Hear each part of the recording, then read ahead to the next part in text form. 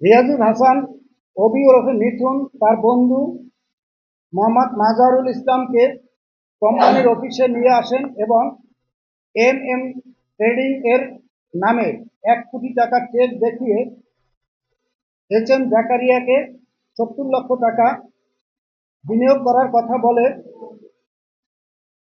70 লক্ষ টাকা বুঝিয়া পেয়েছি মর্মে 2টি ফ্ল্যাটের বায়না চুক্তি নেয়।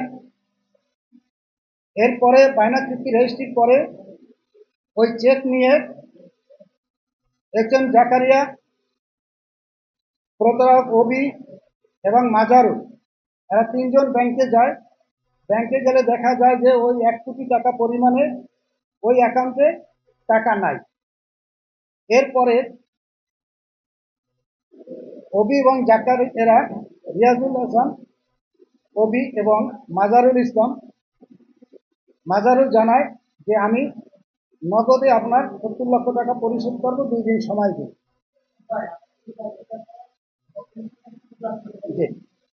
তো বিগত 2003 সালের 7 আগস্ট বায়না দলিল সম্পাদনের পর ব্যাংকে গিয়ে দেখা যায় সংশ্লিষ্ট হিসাবে পর্যাপ্ত অর্থ নাই। পরে পুনরায় বিগত 16 আগস্ট 2023 কোম্পানির নামে আলফালাক রিয়েল এস্টেটের 50 লক্ষ টাকার আরেকটি চেক অবির মাধ্যমে প্রদান করে। যে চেকটি অবির নিকট রয়েছে, ফটোকপি আমার কাছে আছে, সেটিও পর্যাপ্ত অর্থ ছিল না অ্যাকাউন্টে। এরপরে বিভিন্ন অজুহাতে সময়ক্ষেপণ করা হয় এবং পরবর্তীতে কোম্পানির বিরুদ্ধে দেওয়ানি মামলা দায়ের করেন মাজারুলকে দিয়ে। উল্লেখ্য, 12 জানুয়ারি 2025 তারিখে রিয়াজুল হাসান কোম্পানির প্যাডে লিখিতভাবে স্বীকার করেন যে মাজারুল ইসলাম এইচ এম জাকারিয়াকে কোনো অর্থ প্রদান করেননি, যা বর্তমানে গুরুত্বপূর্ণ নথি হিসেবে রক্ষিত রয়েছে। অন্যান্য প্রতিষ্ঠানের অভিযোগ অনুসন্ধানে, এরপরে আমি অনুসন্ধানে বের হই।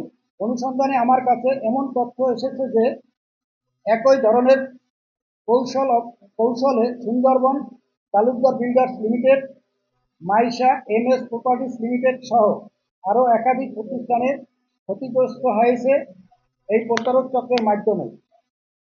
মাইশা MS প্রপার্টিজ লিমিটেডের ব্যবস্থাপনা পরিচালক আমার পাশে আছেন।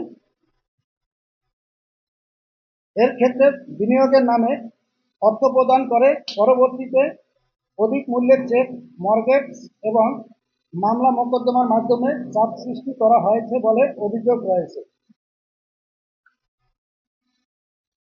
এই MS মাইশা প্রপার্টিজ লিমিটেড তাকে 60 লক্ষ টাকা বিনিয়োগ করছেন, কিন্তু 90 লক্ষ টাকা চেক পেয়েছেন এবং 2টি ফ্ল্যাট নিয়েছেন। চেক জালিয়াতির অভিযোগ, আমাদের অভিযোগ অনুযায়ী সুন্দরবন তালুকদার বিল্ডার্স লিমিটেডের একটি 1 লক্ষ টাকার চেকে অতিরিক্ত সংখ্যা সংযোজন করে 51 লক্ষ টাকা প্রদর্শনের চেষ্টা করা হয়। এ বিষয়ে মামলা চলাকালে আদালতের নির্দেশের চেকটি বাংলাদেশ পুলিশের CID ফরেনসিক পরীক্ষায় পাঠানো হলে প্রতিবেদনে চেকে পরবর্তীতে সংখ্যা সংশোধনের বিষয়টি প্রমাণিত হয়। চলমান মামলা, বর্তমানে এই ঘটনা সংশ্লিষ্ট একাধিক দেওয়ানি ও ফৌজদারি মামলা বিভিন্ন আদালতে বিচারাধীন রয়েছে। এছাড়াও আল ফালাক রিয়েল এস্টেট লিমিটেডের পক্ষ থেকে দায়েরকৃত CR মামলা 178/26 ও 216/2026 বর্তমানে PBI এর তদন্তাধীন রয়েছে। প্রিয় সাংবাদিক ভাই বোনেরা, আপনাদের মাধ্যমে আমরা বিচার বিভাগের প্রতি পূর্ণ আস্থা রাখি এবং চলমান বিচারিক প্রক্রিয়ার প্রতি সম্মান প্রদর্শন করছি। এই প্রতারক চক্রের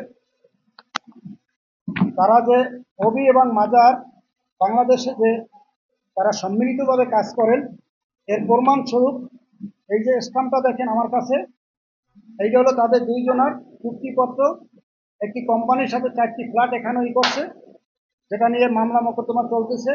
এবং যে 1 লক্ষ টাকার চেক আপনাদেরকে বললাম, সে 51 লক্ষ টাকা করছে, তার ফরেনসিক রিপোর্ট এই যে ফরেনসিক রিপোর্ট সিআইডি আপনাদের মাধ্যমে তুলে ধরছি। এখানে এই প্রতারক চক্রটি 1 লক্ষ টাকার পিছনে 5 সংখ্যা বসিয়ে 51 লক্ষ টাকা করে বিজ্ঞ আদালতে মামলা করে, যে মামলাটি এখনো বিচারাধীন। এছাড়া বিভিন্ন মামলা আছে, মামলার নাম্বারগুলো আপনাদের প্রয়োজন হলে আমি আপনাদেরকে দিতে পারি।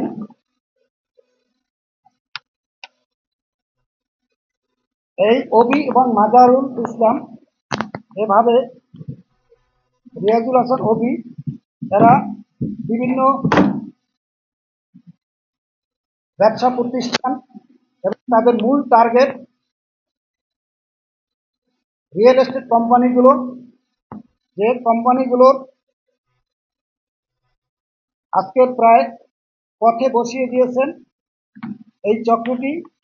এবং এদের সাথে বেশ কিছু শক্তিশালী একটি সন্ত্রাসী গ্রুপ রয়েছে, যে গ্রুপের তাণ্ডবে আমরা যে 3 জন ভুক্তভোগী উপস্থিত আছি, আমরা এখন ভীত সন্ত্রস্ত।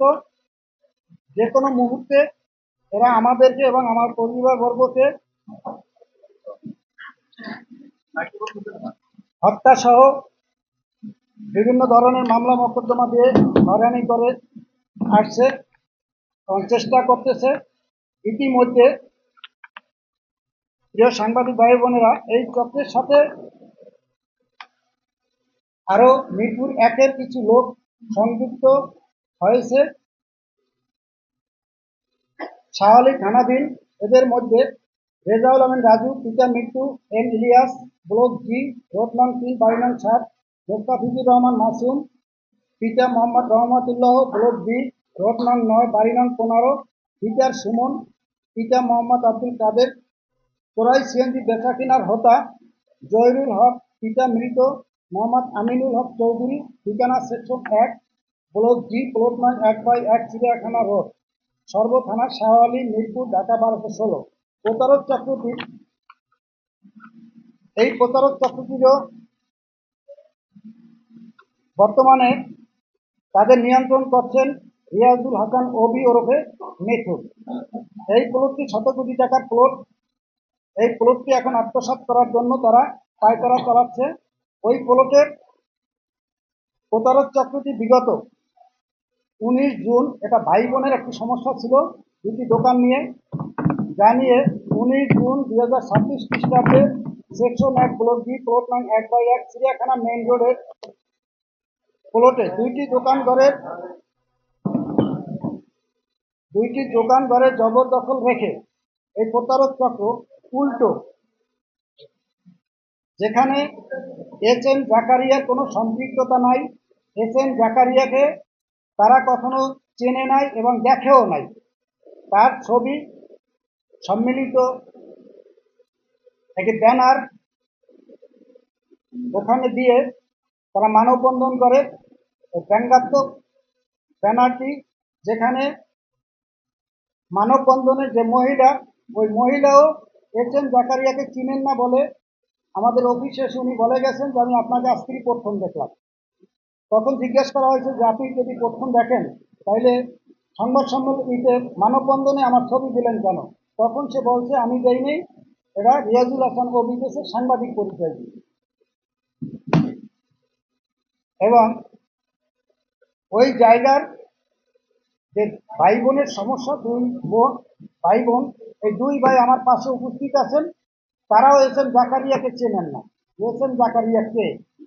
আমাকে তারা চিনেন, তার কারণ হলো আমি একজন সংবাদকর্মী, আমাকে ওখানে বেশ কিছু লোক চিনেন, তো এই হিসাবে তারাও আমাকে চিনেন। কিন্তু আলফালাক রিয়েল এস্টেটের ব্যবস্থাপনা পরিচালক এস.এম. জাকারিয়াকে কেউ চিনেন না।